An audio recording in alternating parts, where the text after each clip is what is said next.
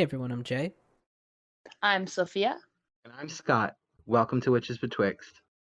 And I've been contemplating what is it about school that freaks me out so much? And I realize it's because all the annoying pressure that was put on millennials to go to school and how if you fail at school, you're a failure in general. Mm-hmm. And Mm-hmm. I never realized how much of that talk got to me, especially as a kid growing up with mental illness and all of these sort of undiagnosed um, shenanigans going on in my brain.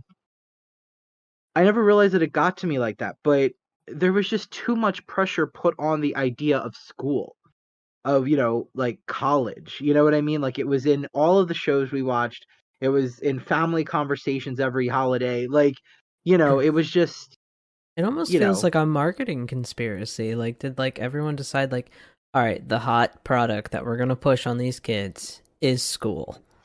You know? right, right. And I they made it mean, people clear. made a lot of fucking money over student loans, right? And if you Yeah. look at how much they've made from the what is it? Um I keep wanting to my brain's like inflation. It's inflation, but no, it's interest. Mm, They made fucking way more money than they lent out. And in that way, everything in society gets so fucking co-opted by these rich fucks who have a profit motive for absolutely everything, and they will just destroy endless amounts of lives just for a little extra money, even though they already have more than they could possibly spend. Look, mm-hmm. we're not even talking about what episode we're gonna record today, and I'm already bitching about capitalism. You're Uh, right, though. we have to. Always. Mhm. We're recording though, right? I started recording just when Scott was talking about how school is a trigger. That's when I hit record. Gotcha. Cool. I figured that might be valuable information for someone out there. Mhm. Yeah, it's it's just it really is. And I mean, you're 100% right. I mean, it is that whole capitalist bullshit. Number one, it also shouldn't be expensive, Mm-mm. because I mean, it's also the fear of my future of schooling, because I know I'm going back. Obviously I made this move. I'm also the kind of person, I realized, and this might be because of the therapy, once I start something, I won't avoid it. If it's in motion, I won't avoid it. Does that make sense? Hmm. I avoid starting things, but I don't avoid finishing them. Does that make Yeah. sense? Sure. Because starting is it's literally the hardest part. Like, Yeah, it completely is. yeah, It really, it's Especially if you're writing. Oh my God, have you ever tried to write like the first paragraph of a book? You're fucked. right. Like just a You mm-hmm. blank almost got to be like page. high on a drug or something and be like, that sounds great. And just like, that's why stream of consciousness writing is so valued as like a writing exercise, because it actually gets thoughts out onto paper, and you can edit it after, you can edit it after, and you can edit it after, you Mm-hmm. know? Mm-hmm. One of my favorite So, pieces of writing was a stream of consciousness writing that I did for a Yule fire cider ritual. It was like we were making fire cider, but then there was this whole like meditative ritual part of it. It was at my friend Jonathan's house years ago. Part of my West Philly witch crew. Mm-hmm. Um any of you listen, hi. Um so, we were there and it was when I was really it's when I was really coming out to myself. It was that time, and I was starting to come out to people around me.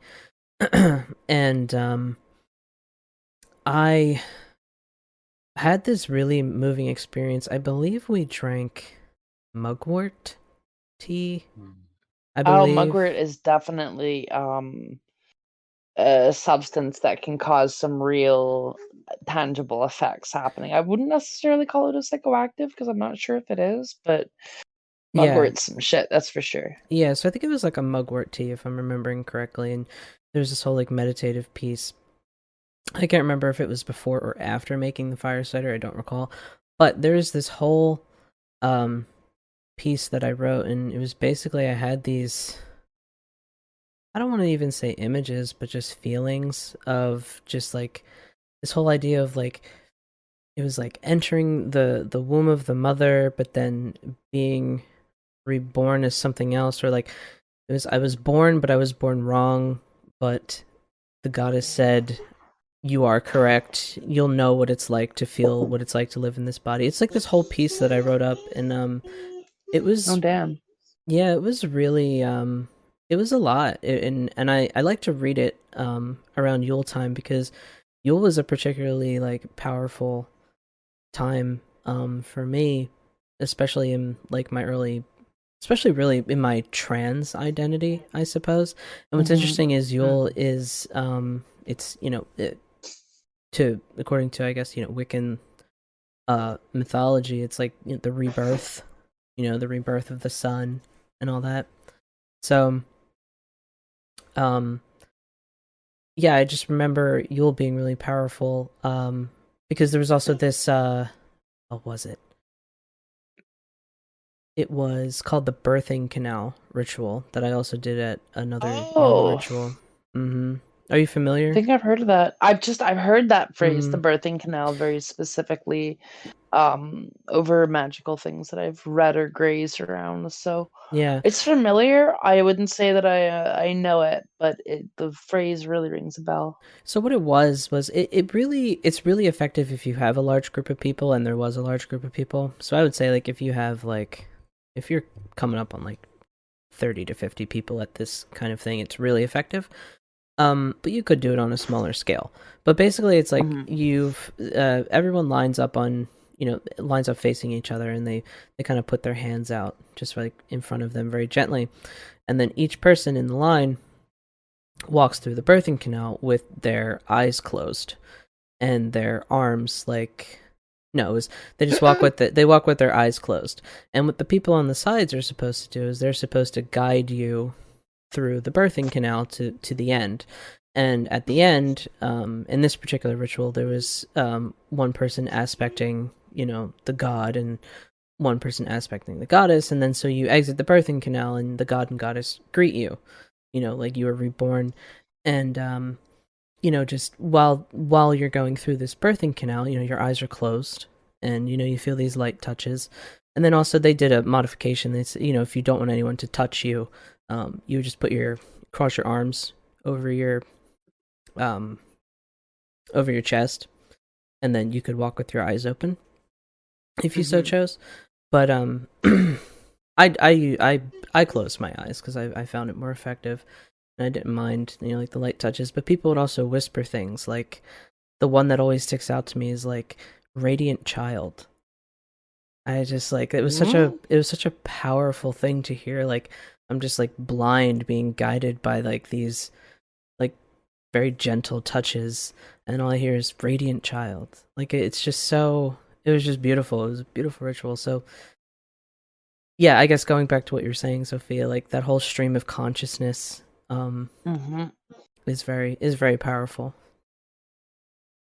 Yeah, I find Interesting. some of my best writings I do is really in that mind space. I don't necessarily want to call it channeling because, like, I don't know, channeling can be a very specific thing, and there's a lot of conversation around what channeling is and what Yeah. actually isn't. And we could do a whole fucking episode on channeling, and I don't know if that's what I want to segue into right now, but yeah, it is kind of like that, you almost got to polish the mirror to let the message come through clearly without really interrupting it, and then just look at it afterwards to see, what does this mean? Like, is there any kind of real tangible feedback to this? And like that also kind of reminds me how we have like a it's totally like a side tangent. We have this bot on the DKMU server called Jim Ladden. Holy shit. We tied an egregore into it, and he gives us the most spicy responses about shit, let me tell you. um it's kind of interesting, like kind of the conversation that's developed here right now, because the one thing that I did kind of want to talk about, that, just stuff that I just bank for myself, like, oh, I want to mention this on the podcast, not necessarily like we have to devote the whole episode to it, but I Mhm. actually read a book, and um I've been struggling to read books lately because Mm. of whatever brain issues I have going on. But I read a book from cover to cover, and Hell yeah. That can be difficult, it really can. yeah, That's great. yeah. I'm really ecstatic because so I would do this thing where I'm like, okay, I want to read a book, and then I'm like, okay, well, which book, which book, right? Um, That's what I was checking yeah, about. which book am I gonna read? So and then I would get paralyzed in a loop of indecision, and then I would read no book.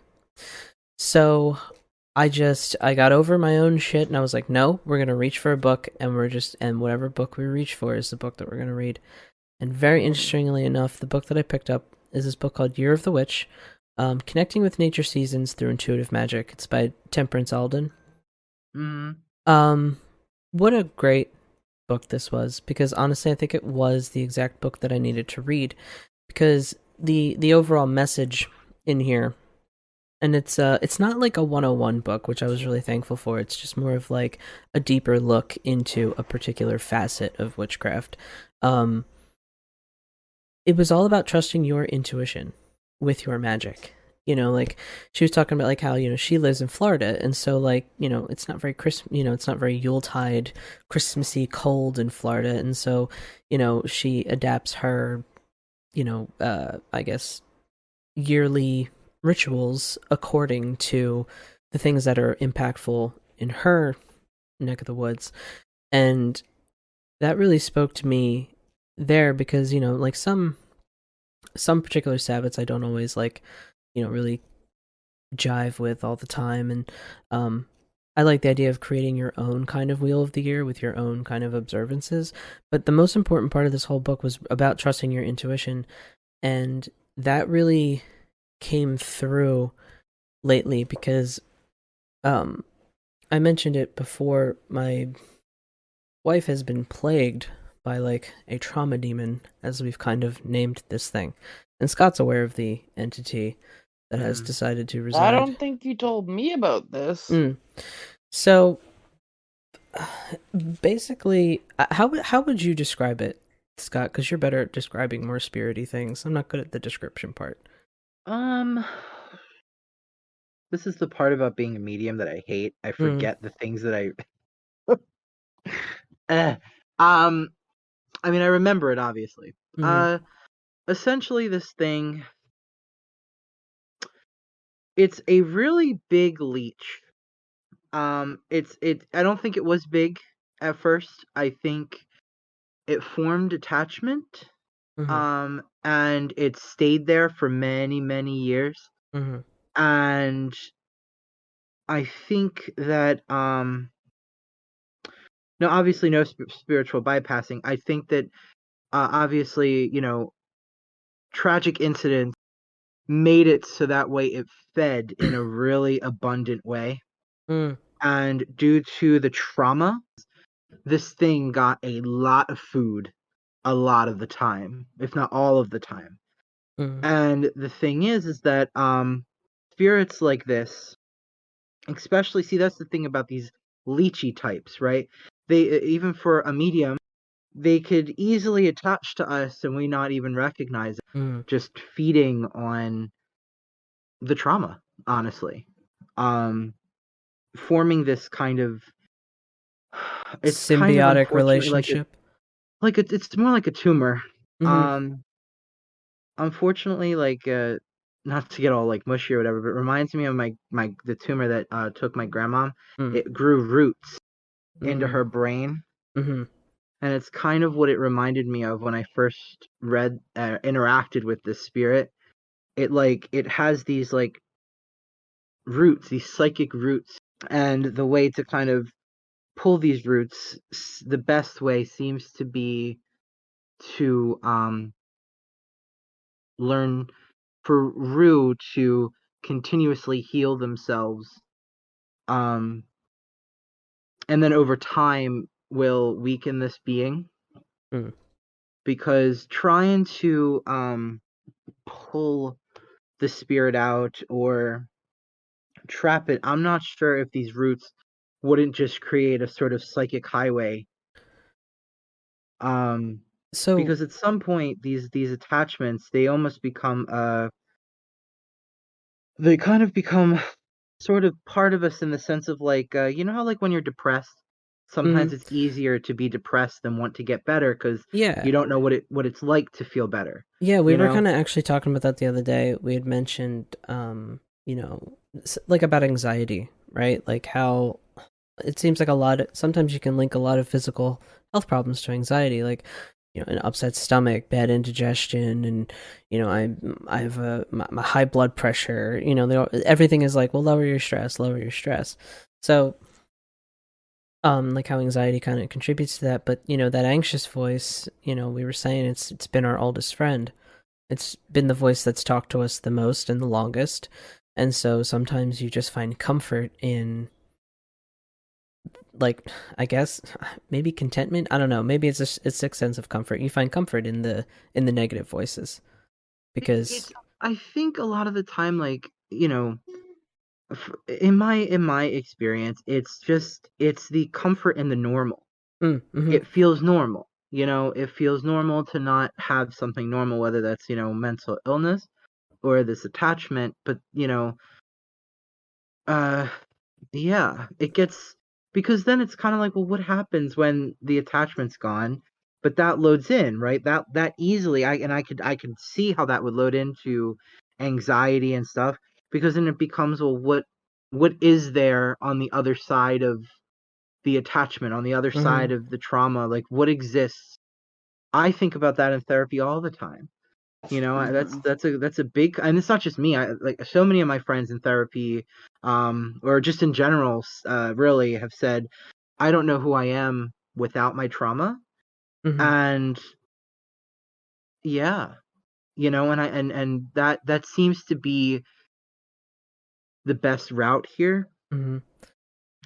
So Mhm. I kind of was I wanted to say, because like this whole in like after reading this book, I was like, I haven't been trusting my own intuition with my witchcraft. I haven't been trusting and believing in my own ability to do magic for quite some time. And I think a lot of it has to do with this particular spirit because it radiates and it tries to form attachments, especially on me because I'm so in such, close proximity. So I think that's been a lot of my problem.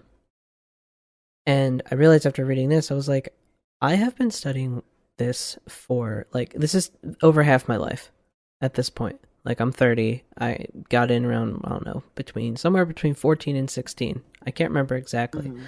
So, this has been over half my life. I know what the fuck I'm doing. And I know how we need to deal with this. And so and then, Rue kind of came to me and was like, it's time to break this attachment. And I was like, okay. And this was like completely independent thoughts that we were having. So that, they come to me and they're like, it's time to break this. And so right now we're constructing a multi-layered kind of ritual to, Mhm. sever this attachment, dig out its roots, and then kind of do like I guess an exorcism is kind of like the thing that kind of comes to mind. It's the best way I can describe it. Exorcism, banishment kind of thing, and then a final like binding and sealing. Because what the imagery that keeps coming back in mind is in a bottle in the bottom of the river.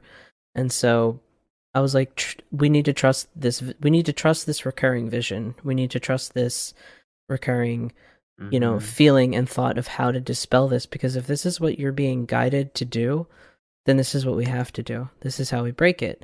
And so I realized that, like, I I have this tendency, especially with the spirit things, I have a tendency to go, "Ooh, this is out of my league. Hey, Scott." Right? Mhm. And Scott, you've been incredibly helpful during this way, and this is nothing against you at all, and I think you know this, but it's like I have to trust our, like, us and what we need to do to break it. Like, I can't I can't run to other witches for everything that I need. Because I Mhm. was doubting my own abilities, and just after reading this book, I was like, that's ridiculous. I've been studying this. I've run a podcast about this. How can I sit here and run this podcast and not be able to get rid of this, this spirit? Come on now, I So, would Mhm. also hmm, I would also say just the sheer fact that Rue came to you and said it's time. Yeah. is kind of exactly what I meant. You know Yeah. what I mean? Like, Mm-hmm. it was ruse timing. You know what I Mm-hmm. mean? Whatever that timing may have been, whatever that point was for them Mm-hmm. was, you get what I'm saying? Yeah, exactly. Kind of getting back to what we were saying about how starting is the most difficult part. So like when we were writing this ritual, like I had gotten out like all these books, and I bring out all the reference materials, and I had this big folding table in my living room, and um like just one of the hardest things was just like, okay, what's the first thing we got to do? Because you're staring at the blank page. And I remember like when me and Scott were like doing like coven things, Mm. was staring at that blank page of like, well, what's the first thing that we're gonna put on paper? Like, what is it? um it's such a it's a it's such a like a terrifying feeling, but also really Mhm. exhilarating at the same time.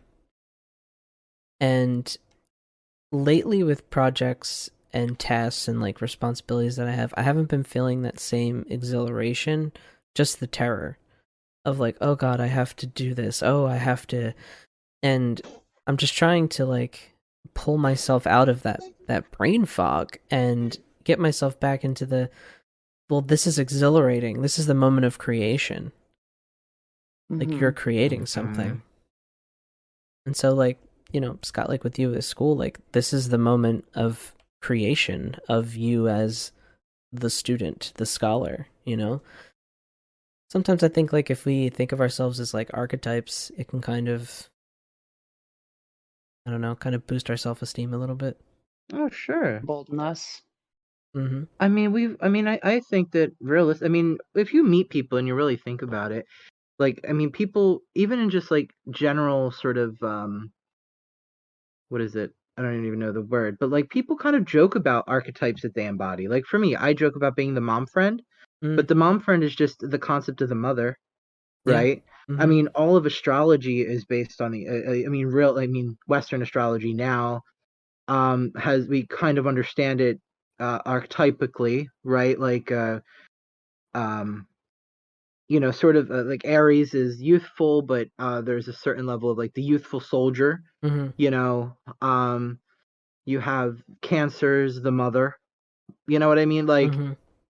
these things are, we kind of think in the archetypes, you know what I mean? Just as like a people, a species, whatever. Um, so it makes sense that, utilizing the archetypes to self-identify and heal through, that's kind of powerful, I think. Yeah. I don't know. What kind of archetypes do you subscribe, like would you assign yourself? Uh, Me? Yeah, or just anyone Uh, really. I mean, a lot of the mother for me, like a lot of that, the mother. I like that healing and nurturing stuff. Mm. Um, I also do that whole, I mean, even my my picture on Discord is Baba Yaga, and like the whole, that the witch, the the witch archetype, the wise one, the sort of on the outliers or the fringes of society, kind of, toiling with herbs and studying the tides of the season, and I don't know, whatever comes with that.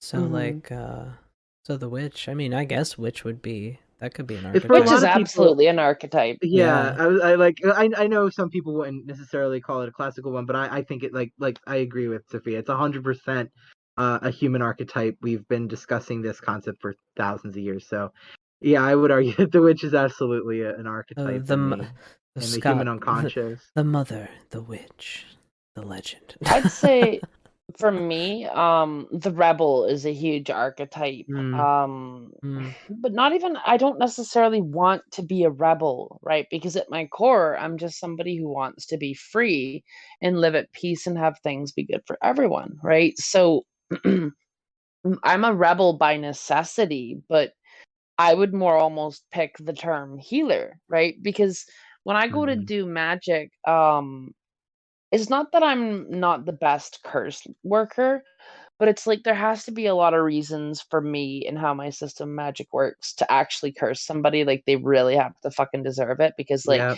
if I lay some shit down on somebody who doesn't actually deserve it, it really does come back on me pretty hard. But if they're a bastard, they get what they deserve, right? So I kind of got to be careful, right? And my spirits aren't necessarily too happy if I'm always getting into adversarial magic and all that shit. But that said, if I'm slinging at the right things and like big targets, then they're usually pretty happy to have me doing that, right? But that said, almost never are they like, you shouldn't be healing, right? And that'd be different if I was like trying to heal somebody who's a monster, right? Because again, I've said this so many times, and this is like almost my own personal motto. It's not a bad deed to curse a bad person, and it's not a good deed to heal a bad person, you know? Like how somebody treats other beings and how they respect the planet really does kind of correlate into how you should treat them, right? Like I'm not necessarily going to go out of my way to cast magic to help Donald fucking Trump if he's, causing a whole bunch of strife and problems in the world, right? He's absolutely antithetical to myself and all of the people and everything I want. So, it makes no sense to be supporting an absolute monster, Mm-hmm. So healing isn't by itself a good act. Healing somebody who needs it certainly is, and neither is laying down a curse a bad act. Because if that's so, then deposing a tyrant is a bad act. And then we get into a whole bunch of victim blaming bullshit. You know what I mean? Mm-hmm. But Jay, what archetypes do you identify with before I just go on another rant about capitalism? I guess would leader be an archetype? The leader? Yeah. Absolutely. 100%. Organizers, leaders, Yeah. protesters, Yeah. I kind of really I identify with the leader. I guess the Hierophant is a tarot card that comes up often for me, which is kind of related to that. But yeah, I would identify with the leader because it's weird because I had this shift, I would say, in high school. It's actually really as I was finding witchcraft, I got into more leadership roles. Because I used to be the kid that didn't talk to anyone. I didn't want to take charge. I just, I usually headed the group project because I was the only one who knew what the fuck I was doing. But I just quietly did the project for everyone and turned it in. So, but it wasn't until high school that I really started to come into myself as a leader, because I started to realize I was because I would sit back off to the sides and I'd be like, these people running this, they don't know what the fuck they're doing. It can be better. It can be better. And it doesn't have to be this hard, and it doesn't have to be this complicated. And so I started to just I would offer a suggestion of something in the school newspaper, and then they were like, hey, that's a great idea, we should do that. And then it just kind of turned into this thing. I was like, hey, I actually have good ideas and people are listening to me, and people are looking to me for advice and stuff like that. And I was like, this is pretty cool. And I'm also not one of those people that lets power go to my head. I'm very diplomatic and democratic, and and so but it just seems that no matter what thing I tend to get involved in, I tend to take a direction, a directing or a directional leadership kind of role in that. Yeah, I'm kind of similar with that a little bit. I don't necessarily try to end up a leader, but then out of sheer frustration and lack of other people doing it, I'm like, well, if nobody's gonna fucking do it, I have to do it, So that Aries Virgo combo is very dangerous sometimes. We get shit done, but effective. Fucking, we get shit done. Just saying. On the topic of saying that you feel like you remember how you were saying you have that hesitation with magic where you're like, do I really know what I'm doing? But then it's like, wait, I've been doing this for half of my fucking life, right? Yeah, that's actually something that a lot of people deal with, and I don't know if it's because of that level of wanting to distance yourself from lust of result with what you're doing. Because if you really do obsess about shit and think that you're like the greatest mage in the world, you're gonna develop magasitis and not actually really be aware of your shortcomings, you know? So it's like this weird kind of balance that we ride where we try and keep ourselves in check and grounded by looking at things skeptically, but also it can lead into undue cynicism about our own work, right? And you kind of have to like learn which voices and processes that you go through actually benefit your working and which ones are just like not actually necessarily helpful. Because it's one thing to just believe everything that comes through your head and all of a sudden like confirmation bias is making you believe some pretty shitty things about people just because like say they did something that got your I don't know senses up and you were like that makes me think that something's going on. And sometimes you can just check for clarification with people and it isn't necessarily like they're doing something bad, so I don't know, but definitely I feel you on that. And um a lot of us can sometimes want to run to friends really quick to solve issues with magic. And then the friend and it's weird too because like it's not even necessarily to solve issues, it's to like get an idea sometimes. And then sometimes as the friend who's having people come to you, you're like, well, are they trying to get me to solve this for them? And you kind of like want to help a little bit. So it's like I don't know. I feel like all that kind of stuff comes down to balance a little bit, you know? Yeah, it's kind of Mhm. it's difficult when like you're a source of I don't know information, I guess, about any particular thing or you're knowledgeable about a particular thing. Because it does put like it's like you want people to come to you because you know what you're talking about and you're more than happy to share information, right? Mhm. But at the same time, when it becomes like a barrage or it's like all the time or with every little thing, and then it's like, okay, so would you like some tools to like solve these things on your own? Like I don't know, it's almost like it's like if you have like I just picture like this like regular customer to the local witch shop or like the witch's hut or something like that, and like you're like, oh, I need a spell for I got a flat tire. Oh, I need a spell to like protect my car. I need a spell to protect my cat. I need a spell to like like people like that, and Mhm. I'd feel like I would just reach a point and just be like, do you just want to learn? Well, Because like, here's it the sounds thing like you might just too. want to learn.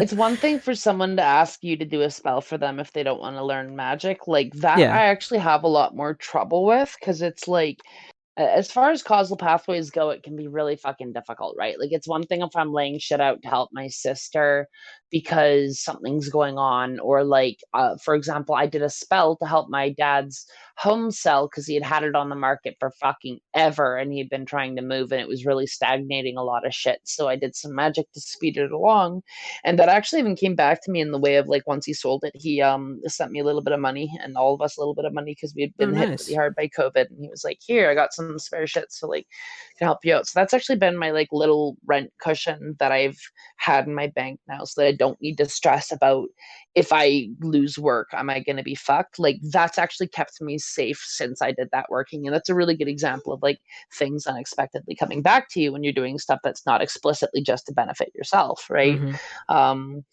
and that's one thing, right? But if it's another thing, like someone asking me to go lay down a curse on someone, that's really hard because I'm not a curse expert. And this is why I was going to segue into which skill shares are the absolute tits. They have to have like mutual exchange in them, right? Like you have to have something that you're bringing to the table. But if someone's fucking really messing with me, I don't waste time and effort trying to necessarily lay down a hard curse on them. I'll talk to fish sticks and she'll give them fucking COVID, you know? Right. Like and if somebody needs This shit is our healed, resident I'm curse worker. Curse expert. exactly. And if somebody needs something healed, I will always fucking throw down, and I have a really fucking good success rate, even though I try not to like boast about it because I feel like that would cut into the magic that I do. But my spirits are always like 100% down for me to be throwing down healing magic to help like people or their pets or like their family members or their friends. Like, and we've done some really bonkers shit for like healing people who are in bad situations. Like there was one time where someone in DKMU, like their best friend got shot like 6 times in the chest and were supposed to die, but we all fucking threw down for her, and her friend survived. And she's like, you have no idea how eternally grateful I am for this, you know? So like, we do that shit. And which skill shares are the absolute goddamn tits, because some people's spirits really don't want them to be laying curses because it's not necessarily how your shit works or what you're here to do, or whatever reason you might want to find, right? Because it's just a fact that not everybody's magic works the same fucking way, right? So I wouldn't necessarily try and do spirit conjure shit unless like that was relevant to my paradigm. And if I needed someone who had skills similar to that, I would look to that friend and help them with that, and also make sure that I have something I can do in exchange with that, right? So we'll do things like witch care packages where like Fish isn't just good at laying curses, she's really fucking good at laying wards, because she does a lot of what I would call adversarial magic, although I'm not going to like pretend I know all of what she does or speak for her. But a lot of that stuff, in the vein of how I would define it, is adversarial magic, right? To protect you from someone who's throwing shit at you, or to protect, even just protect you from the causal shit of life, like say bad wiring in a building, you know? Because God knows that shit happens. That stuff is really directly going to have an effect. And I'm actually pretty fucking good at warding too, because it falls within the vein of protection and working good, right? Because all of my stuff has to correlate to doing good in the world, otherwise I can't actuate it, right? So if I'm doing good with a curse and I can verify that I'm doing good, and they're a nasty fucker who's actually brought it upon themselves to get slapped with a curse, oh boy, can I lay some fucking hands on somebody, right? But if it's somebody who's like just causing issues for me, and I have a lot of personal emotions tied up in it and confirmation bias that I might not necessarily see, it can really help to get a witch who has a good angle of hitting people who deserve it without necessarily overblowing it, you know, and do like a proportioned response in a way that you might not be able to, you know. So you can really do a lot of really cool shit by networking as mages, you know. So I definitely don't want anybody to feel like they shouldn't reach out to their friends when they got shit going down, because like you can kill God with the power of friendship in anime. That's what's up. No, it got me. It got me On thinking. my side. It got me thinking though. Like, you know how we were talking about the archetypes, but like, so a witch Skillshare. Like, man, what a great fucking concept.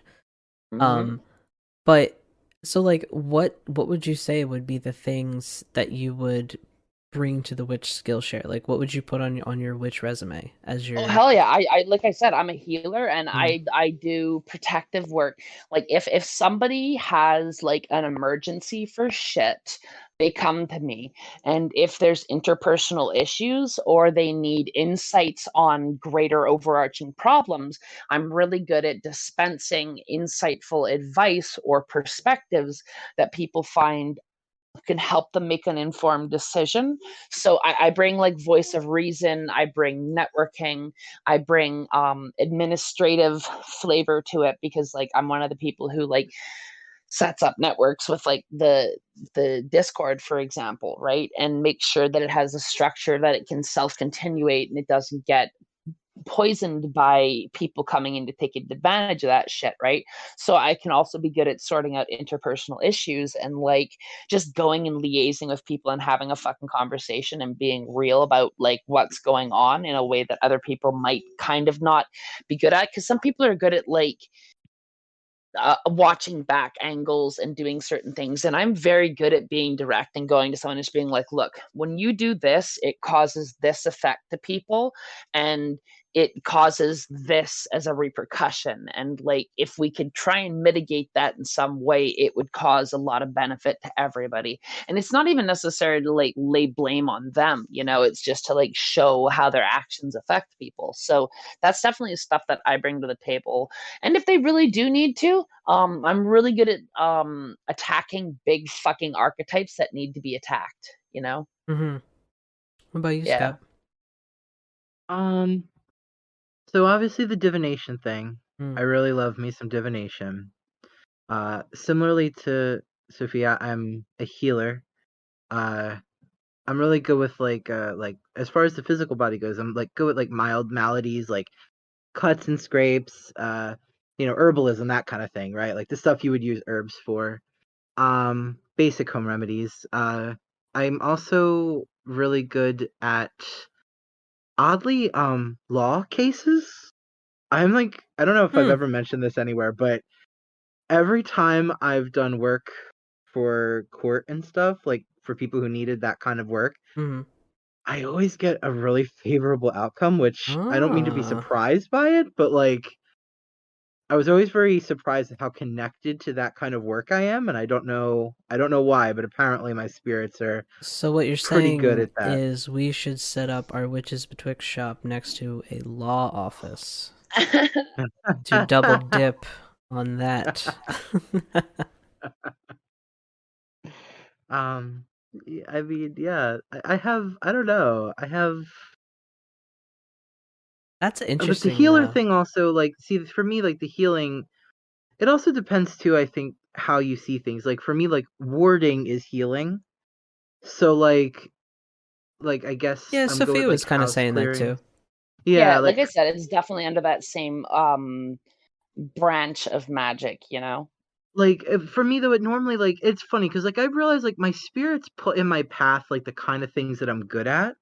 So, like, a lot of people, at least in the past, have come to me for house clearings and, like, putting up wards.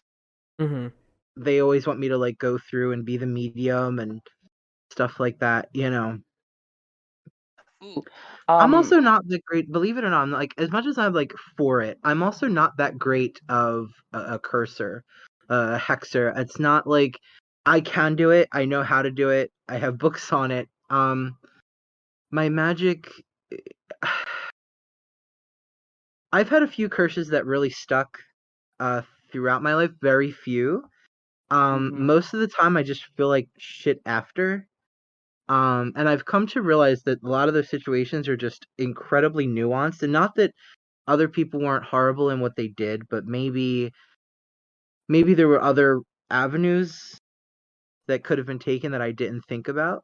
Mm. Mhm. So yeah, curse work isn't like my strongest thing. So I got a few thoughts on that too. Like a little bit about curse work is sometimes you gotta touch shit to throw shit at somebody, you know? mm-hmm, And mm-hmm, that's why I'm not good at it, because I am not supposed to touch shit in my magical work. What I am good at though is divine fucking smites. Like if you've earned it from me through fucking around for me to call something really big and divine and like a god almost to use it to throw down at you, and you've justified it and they're willing to do it, oh, it'll fuck them up. Because I can't really necessarily curse, right? I mean, like I can, but almost when I do it, it's almost always a return to sender from the energy that they've put out on other people, right? So my most common one is, may you have the kind of day that you bring to others, you know, things like right, that. But I don't necessarily like grab a whole bunch of really negative associated things, like for example cobblestone from a place where people had horrible things happen to them, and then use that to sling that energy towards a person, you know.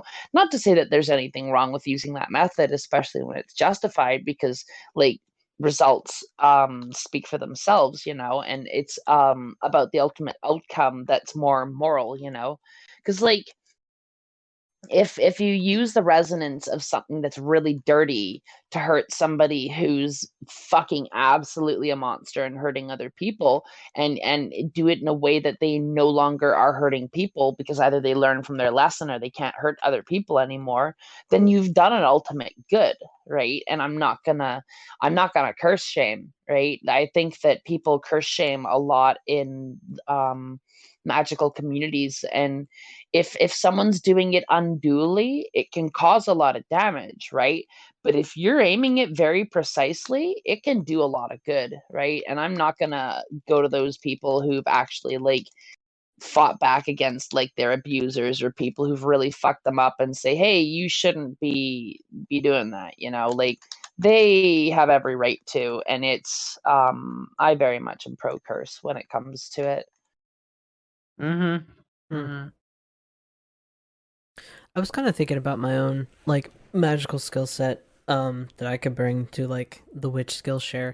So I would say like cartomancy is cartomancy, honestly, divination in general. I like divination through a lot of different techniques, so I would put myself down for divination as well. But another, I guess, kind of maybe talent that I have, people don't really think of, that doesn't really come to mind, I guess, with witchcraft, but ritual construction and like writing it. Ooh. I I'm was good yeah. at that. I was gonna You're- also to bring that together though, Jay. Also, Mm. community building, like that Mhm. kind of ritual construction, which inherently has a certain level of community to it. But all, like that plus community building, like that is like mwah, chef's kiss when you do that. Yeah. Y'all Yeah. are making me think about things that I do too. While you keep bringing it up, there's also like extra things too. But please go on. But yeah, I mean, so definitely divination, but yeah, ritual, like constructing. Like honestly, I thought about like once we have our online shop going, I would even like offer like, hey, I'll review your like offer like an editing service if you got like a big ritual that you're prepping maybe for a group of people or something. I could offer ritual editing services. But yeah, that's I'm good at that. I'm good at constructing ritual. Mm-hmm. And it's not something that really comes easy to a lot of people, and it's something that I found that a lot of people struggle with. It's like they know what they want, they know what they want to use, like they know the materials, they know they know their intent, but they just don't know how to like piece it all together. And how exactly to get it all together, and I'm good at that. Another thing that I am really good at is energy raising. Um, I like a lot of movement in ritual, like in my personal rituals. I like a lot of movement. I like music, drumming, shouting, stomping, things like that. Lots of chanting. Um, and I have, kind of a knack for coming up with decent chants and stuff like that, good rhythms and such. So that's another thing that I don't know if that's like how do you just what, like I can just hire myself out to like, hey, just hire me out to like whatever witch circle you got going on. I'll raise some energy for you. Like it's fine. Well, I mean, that's part of the whole skill exchange, right? Mm. We don't necessarily do it for money. We do it in exchange to Well, to yeah, yeah. benefit the network, right? So Hmm. when somebody needs help, they can almost always call on their group to do stuff, right? And that leads me into another thing that I was going to say that I'm good at doing is I can just find things like on the street. I Yes. have a really high perception. I'll like find stuff. I'm really good at sourcing herbs. Like um I work with tobacco. So I originally started with breaking apart cigarettes, but then I wanted to find indigenous tobacco, so I like went on to this very specific kind that I knew was grown on reservation, and then eventually, just through synchronicity, got traditional sema that's like flu cured and rolled up, so that I can like actually, if I come across an elder or a knowledge keeper, give them that sema in request for knowledge in like a very traditional and respectful exchange, right? um and that's just through looking and sourcing and finding things. So I can find like little trinkets that other people might like say might not be from my paradigm, but I could find an item that's relevant to somebody else's and be like, yo, here's this oddly culturally specific thing that I found for you. And they're like, holy fuck, where did you get this? Thank you, and little things like that you can even send in tangible material exchange, right? So like for some of my indigenous friends, I'm putting together smudge kits for them who don't have it, and I'm gonna like mail it to them this Christmas so that they have it, and help them kind of like get that leg in on doing things that helps them, right? And I got another one of my friends. I got her some sema so that she could offer it to an elder that she was talking about offering some to, and that way she could do it properly, right? Just little things like that, and helping other people out. Like the kindness of lending your gifts to other people is kind of the glue that holds networks together and really builds circles and builds communities, right? And that's part of what makes the DKMU server so fucking good. Like we have a person on there who we go to for like remote viewing and energy probing, and he's so fucking good. He spotted my spinal injuries without me telling him about them. Wow. Yeah, he's that good, because I've talked a lot about how I need to do healing, and I know this 2 specific spots where I've damaged my spine in like a snowboarding accident and like through a work accident, right? So I know where I have back issues at, and I've like seen physiotherapists over it, right? And it's sometimes it can even cause such issues that like when my spine gets like when my muscles get really irritated and it happens, like my muscles can lock up and I like fall down and Yeah. like my muscles spasm and like certain things that'll happen. I don't necessarily want to describe because it's like graphic, but it can happen, and it sucks, and I can be like temporarily paralyzed when I have a muscle spasm actually. And sometimes it'll even happen when I'm on a hallucinogenic substance. Okay. And it's like I'm processing trauma. All of a sudden my back will lock up and I'll hit the ground and be like absolutely fucking paralyzed and be like dealing with that while it kind of like works its way out. So yeah, there's Wow. some shit with that. But he could spot that fucking without me even telling him about it, and I was like, kudos, man. I see you. And other friends have like divined things that have like absolutely fucking happened. And like sometimes with how the network works, we'll register something across it through multiple people. So like I saw a red fox in person running across a parking lot in downtown Toronto, right at the mall where I was like doing magic to get my PlayStation 5. And I was like, what the fuck? You're And like, it was at a three-way crossroads that I had planned to pay pennies to Hecate on when it was dark. And when I was walking towards it, the fox is what prompted me in memory to do it. And I was like, okay, that's some shit, right?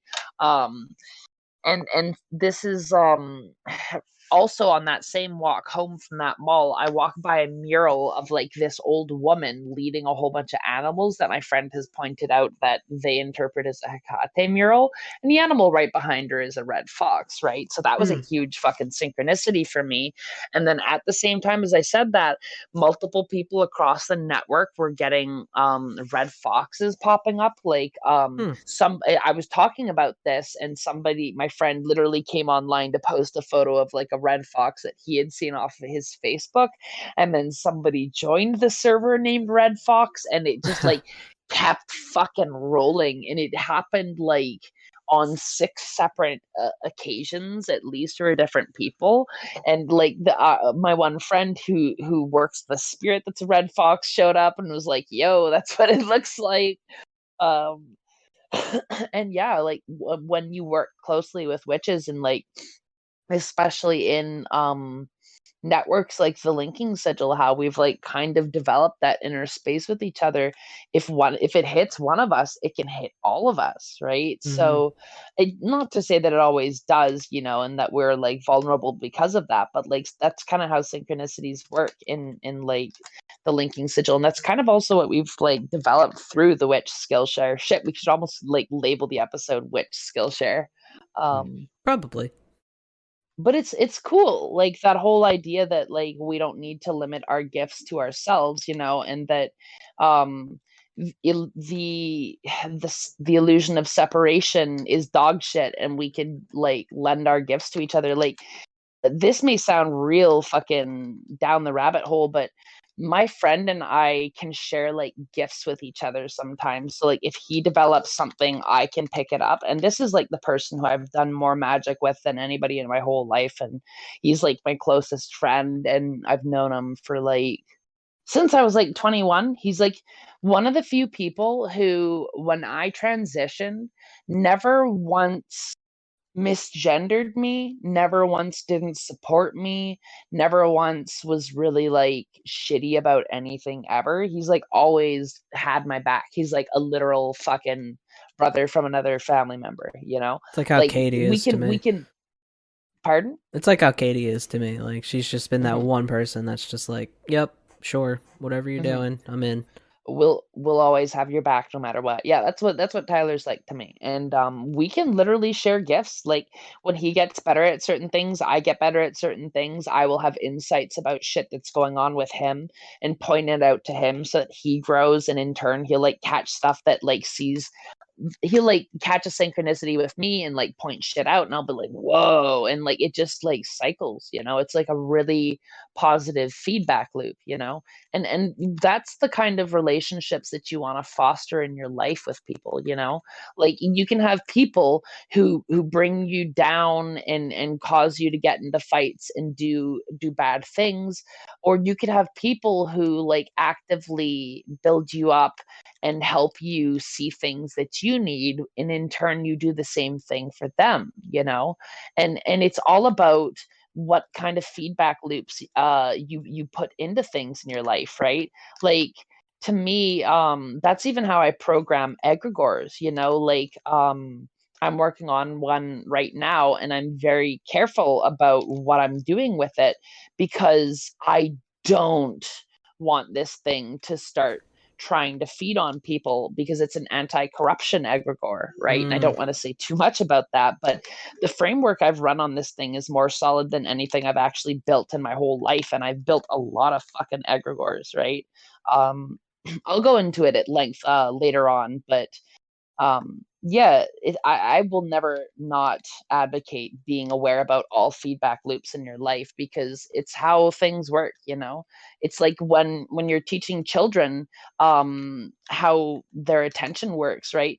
Kids who don't get attention from adults in a positive way will start acting out, and then when Mhm. adults finally pay attention to them because they've been acting out, suddenly you've developed a bad feedback loop, and that kid will only ever know to act out to get attention, and then it fucks them up permanently, you know. And then they have issues that they have to go to in therapy later on, because that's how shit works, you know. And feedback loops can be really hard to break. I have one where like I didn't necessarily learn how to show certain kinds of kindness to other people. Like I can be really kind in certain ways, but like knowing to always be able to like have a gift to give to somebody that on their birthday is hard for me, because I've not really had a lot of people who've actually like been there to celebrate my birthdays throughout my life with me. So not having had good celebrations means that I don't always have birthdays in mind, and mine can become a really bitter thing, and I'm yeah, actually very fucking miserable on almost every single birthday I have. The good ones are so rare, you know, and like even my family can be distant on my birthday.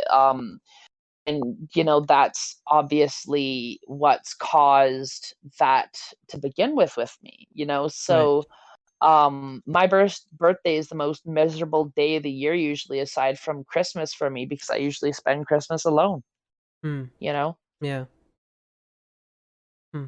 So bad feedback loops are a thing that are incredibly hard to break. So being aware of them when you're building them is a huge benefit to yourself. And I wish that I could have known the knowledge of what they are and how much they affect the human mind and social structures when I was younger. But now I know, you know.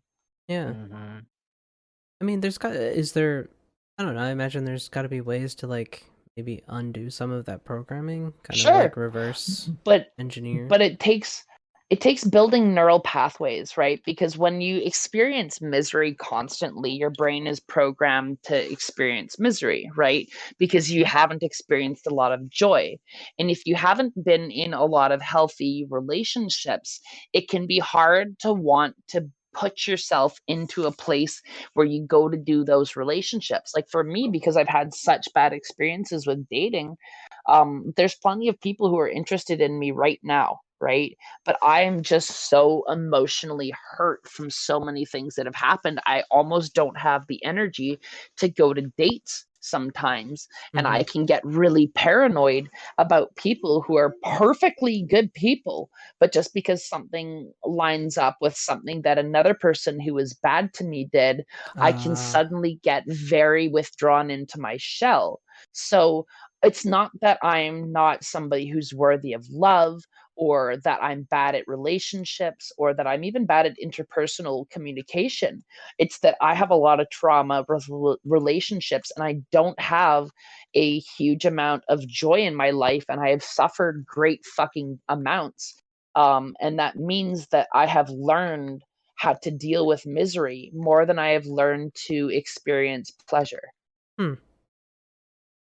And it would take me having pleasure over a certain amount of time and learning to accept that I deserve that, Right. and not feel guilty for it, and eventually integrate it into my day-to-day life. And once you've integrated it, then it kind of like changes you, and then you can start having the ability to build that feedback loop a lot easier. You know, it's not to say that you couldn't do it before, but it definitely helps, you know. Well, I genuinely like hope and endeavor that like I hope that that happens for you, you know, like you have a good amount of years where, you know, we can I've been kind of thinking about that for myself because like of the things that I've gone through in my experience, and like I guess the negative feedback loops that I've established for myself, you know, just in my own Mm-hmm. life. And you know, it's kind of like what we were saying earlier, like what's on the other side of that? What's on the other side of all the shit that's I guess just been like piling up all these years. Um it's it's like I'm like ecstatic to experience that but like terrified at the same time Mm-hmm. because you're like, you know, I deserve that. I don't know. I think I was talking about this the other day. Like, I was like, you know, normal people, normal people. I'm like, are there really actually like quote unquote normal people? Like, I don't know. I feel like everyone's got something. Everyone's got something that they have this crazy negative association with, and like, I don't know. I just think people let on that they're more put together than they are.